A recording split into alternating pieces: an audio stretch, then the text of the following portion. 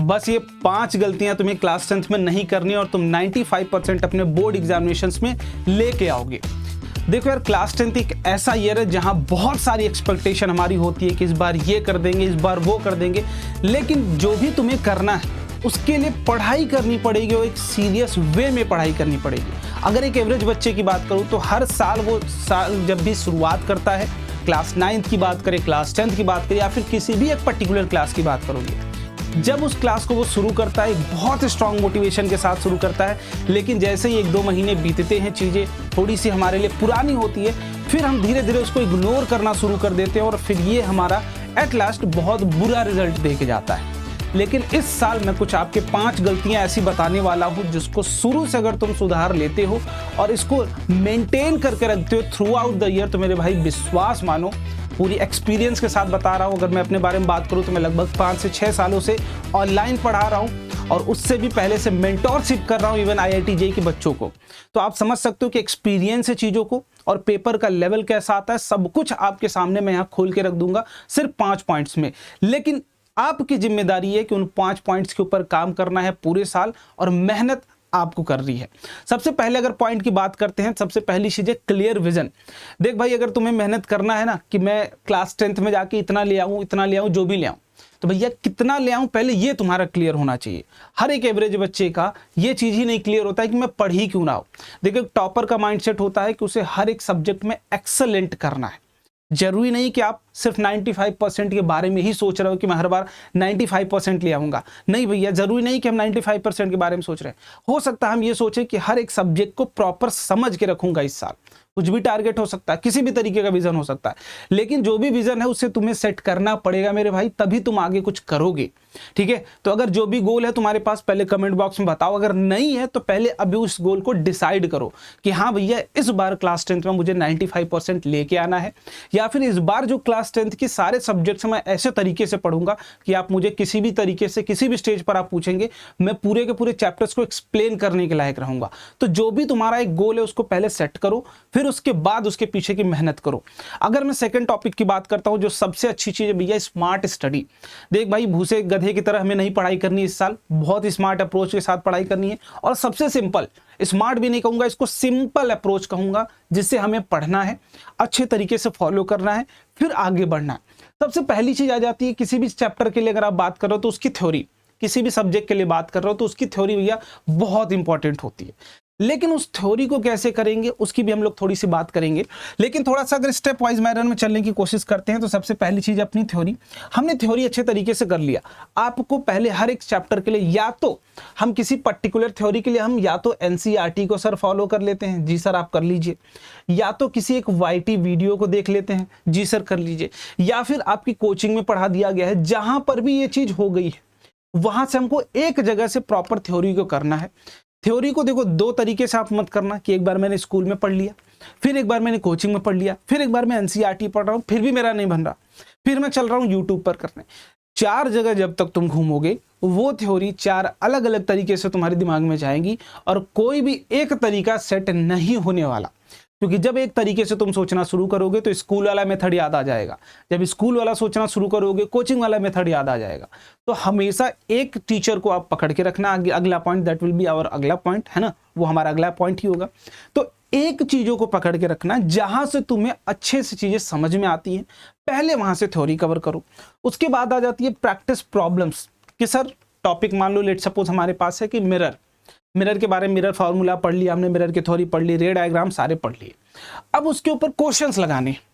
जब तक क्वेश्चंस नहीं लगाओगे उन कॉन्सेप्ट्स की क्लियरिटी नहीं होगी। देखो, समटाइम्स होती ऐसी चीजें हैं कि कुछ क्वेश्चंस ऐसे भी हमारे सामने होते हैं, कुछ क्वेश्चंस ऐसे होते हैं जो आपकी पूरी थ्योरी को रिवाइज करा देते हैं, पूरी थ्योरी को क्लियर करा देते हैं।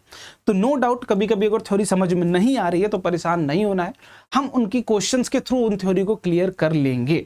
ठीक है, अब प्रॉब्लम्स कहाँ से लगाना है, तो प्रॉब्लम्स आप NCERT से अपनी, पहले तो ये भैया भगवान बुक है आपके लिए, भगवान मान लेना इनको, ये करना ही करना है। और उसके साथ साथ 2 चीजें आपकी जो मस्ट है इस पूरे साल में कि PYQs आप लगाते चलना। पहली NCERT कंप्लीट कर लेना, दूसरी PYQs कंप्लीट कर लेना। जब ये तुम्हारी कंप्लीट हो जाएंगे तुम अपने आप को प्रिपेयर पाओगे।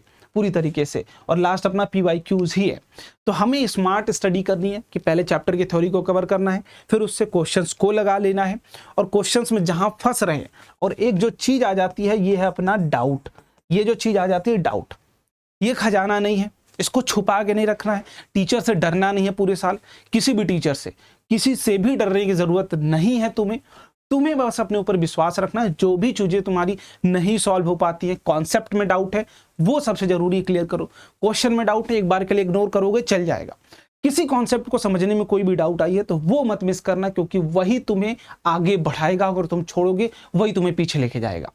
कॉन्सेप्ट में कोई भी डाउट हो क्लियर करके, क्वेश्चन को डाउट को क्लियर करके तब अगले चैप्टर पर जाना है। हर एक चैप्टर के लिए 3 काम तुम्हारे 100 साल होने ही चाहिए सारे सब्जेक्ट्स में।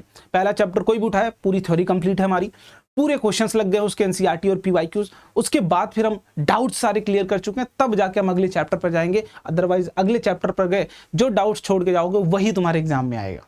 ठीक है, चलिए अगले पॉइंट की बात करते हैं। फिक्स रिसोर्सेज मटेरियल्स, जैसा भी मैंने बात किया, स्कूल का अलग पढ़ रहे हो, कोचिंग का अलग पढ़ रहे हो, यूट्यूब से अलग पढ़ रहे हो, मन में एक भैया कोई और आ गए उनका अलग पढ़ रहे हो, भैया दीदी के नोट्स भी डाउनलोड कर लिए उससे भी पढ़ाई कर रहे हो।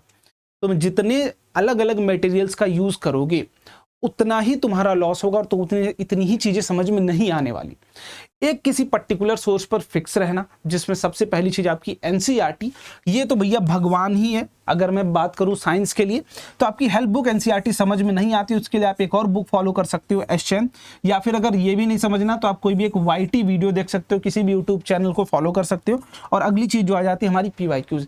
ये 3 चीजें बहुत रिलेवेंट है, इन 3 चीजों को छोड़ के हमें किसी और चीज पर भरोसा नहीं करना है। और जो चौथी बात आ जाती है वो कि CBSE की ऑफिशियल वेबसाइट, CBSE जो ऑफिशियल कुछ आपको असाइनमेंट्स भेजते हैं, जो CBSE ऑफिशियल द्वारा प्रोवाइड किया जाएगा, सैंपल पेपर देंगे, एडिशनल प्रैक्टिस क्वेश्चन पेपर देंगे, और भी बहुत सारे क्वेश्चन पेपर आपको प्रोवाइड करती है CBSE हर साल।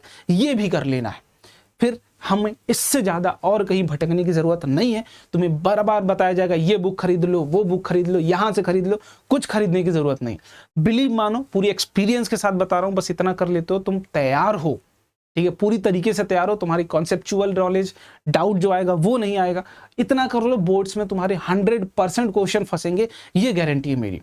ठीक है, और अगला point that is writing practice. देखो बोर्ड की अगर थोड़ी सी एनालिसिस की बात करें, क्योंकि 10th में वैसे हम मेजरली कोई बहुत बड़ा ओलंपियाड नहीं देने वाले, हम एक बोर्ड या एग्जाम देने वाले। उस बोर्ड की एग्जाम को थोड़ा सा समझने की कोशिश करेंगे तो बोर्ड की कॉपी हम लिख के चले जाते हैं, और वो कॉपी किसी एग्जामिनर के पास जाती है, उसे पूरा का पूरा पढ़ना है।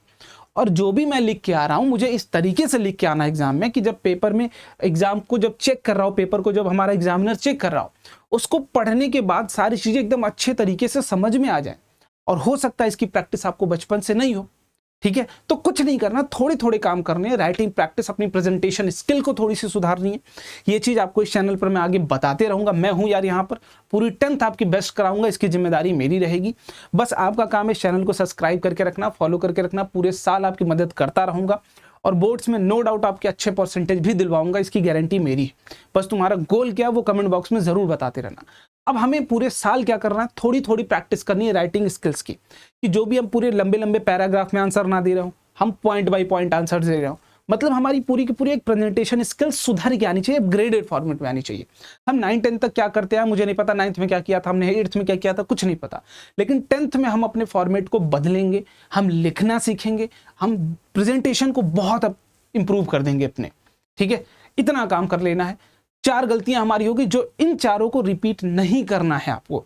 5वीं एट लास्ट जो कि सबसे ज्यादा मायने रखती है, आपकी कंसिस्टेंसी।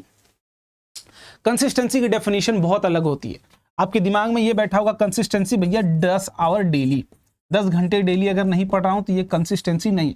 लेकिन ये पूरी की पूरी डेफिनेशन तुम्हारी गलत है भाई। अगर तुम्हारे दिमाग में बैठा के रखे हो कि 10 घंटा डेली नहीं पढ़ूंगा, that is not a consistency, तो वो डेफिनेशन ही गलत तुम्हारे दिमाग में बैठी है।